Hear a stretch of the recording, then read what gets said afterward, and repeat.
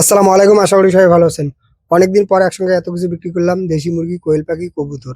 তো কোনটা বিক্রি করে কেমন দাম পেলাম এই ভিডিওর মাধ্যমে আপনাদেরকে জানাবো। এর পাশাপাশি বর্তমানে আমার এখানে কবুতরের বাচ্চা কেমন আছে সেটা আপনারা এই ভিডিওর মাধ্যমে দেখতে পারবেন।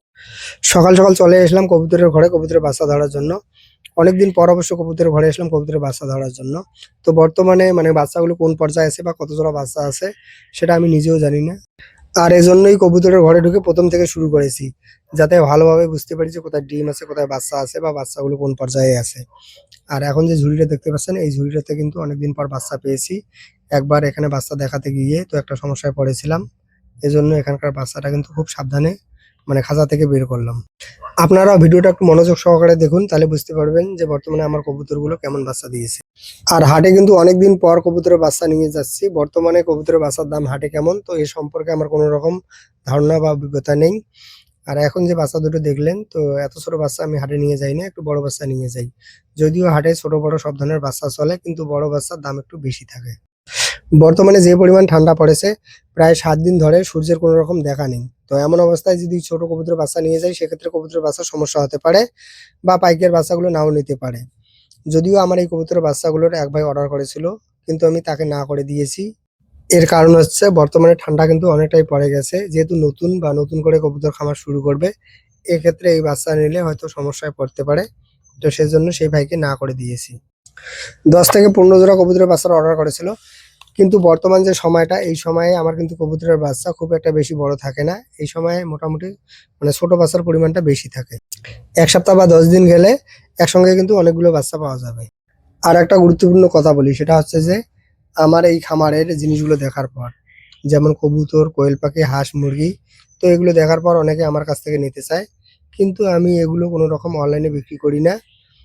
বিশেষ করে অনেকে মেসেঞ্জারে এসএমএস করে থাকেন এগুলো কেনার জন্য। আমার ঠিকানা হচ্ছে পশ্চিমবঙ্গের কুচবিহার ডিস্ট্রিক্ট। তো এই ডিস্ট্রিক্টের মধ্যে যদি কেউ থেকে থাকেন সেক্ষেত্রে আমি তাদেরকে দিতে পারবো। আর যদি এই ডিস্ট্রিক্টের বাইরে হয় সেক্ষেত্রে যদি কেউ এসে আমার এখান থেকে নিয়ে যেতে চান তো সেক্ষেত্রে নিয়ে যেতে পারেন, কোনো রকম অসুবিধা নেই। অনেকে আমার এই ভিডিওগুলো বাংলাদেশ থেকে দেখেন আর আমার ঠিকানা না জানার কারণে আমার কাছ থেকে অনেক কিছু কিনতে চান। কালকে একটা শর্ট ভিডিও পোস্ট করেছিলাম আর সেখানে বলেছিলাম যে দেশি মুরগি বিক্রি করা শুরু করে দিয়েছি। আর সেই ভিডিও দেখার পর অনেকে আমাকে মেসেঞ্জারে এসএমএস করেছিলেন, কমেন্ট করেছিলেন, আমার কাছ থেকে মুরগিগুলো কিনতে চেয়েছিলেন। কিন্তু পরবর্তীতে তাদের সঙ্গে কথা বলে যেটা বুঝতে পারি অনেকেই সেই ভিডিওগুলো বাংলাদেশ থেকে দেখেছিলেন। হয়তো আমার ঠিকানাটা না জানার কারণে বা না বলার কারণে তারা বুঝতে পারে না আসলে আমার ঠিকানাটা কোথায়। এক্ষেত্রে আমারও অসুবিধা হয়। সেটা হচ্ছে যে এত পরিমাণে এগুলো কেনার জন্য কমেন্ট আসে বা মেসেঞ্জারে এসএমএস আসে। অনেক সময় কাজের মধ্যে থাকলেও সমস্যা হয়ে যায়। অনেকে আছে একটা মেসেজ দেওয়ার পর আবারও আরেকটা মেসেজ দেয়। রিপ্লাই না দিলে অনেকে আবার খারাপ মনে করেন। এজন্য ভাবলাম যে ঠিকানাটা বলা দরকার। আলহামদুলিল্লাহ আজকে ৩ জোড়া কবুতরের বাচ্চা পেলাম। যদিও বাচ্চার পরিমাণ অনেকটা কম। তো আগেই আমি আপনাদেরকে বললাম যে এই সময়ে আমার কবুতরের বাচ্চাগুলো ছোট থাকে। এখন যে ঘরটা দেখতে পাচ্ছেন এই ঘরেও মোটামুটি আমার ৩ থেকে ৪ জোড়া কবুতর ডিম বা বাচ্চা দিয়ে থাকে। নতুন করে আরো ২-১ জোড়া কবুতর ডিম দেওয়া শুরু করেছে। এখন যে জায়গাটা দেখতে পাচ্ছেন এই জায়গাটাতে কিন্তু কবুতর অনেক কয়বার ডিম দিয়েছিল। আর এবারে যে সমস্যাটা হয়েছে সেটা হচ্ছে যে আজকে যে ডিমটা আমি আপনাদেরকে দেখালাম এটা হয়তো ১ থেকে ২ দিনের মধ্যে দিয়েছে। কিন্তু এর আগে যে ডিমটা দিয়েছিল সেই ডিমটার কিন্তু একটু সমস্যা হয়েছিল। ১ম দিন এসে দেখি যে ২ টো ডিম আছে। ২ দিন পরে এসে দেখি যে এখানে ১ টা ডিম আছে।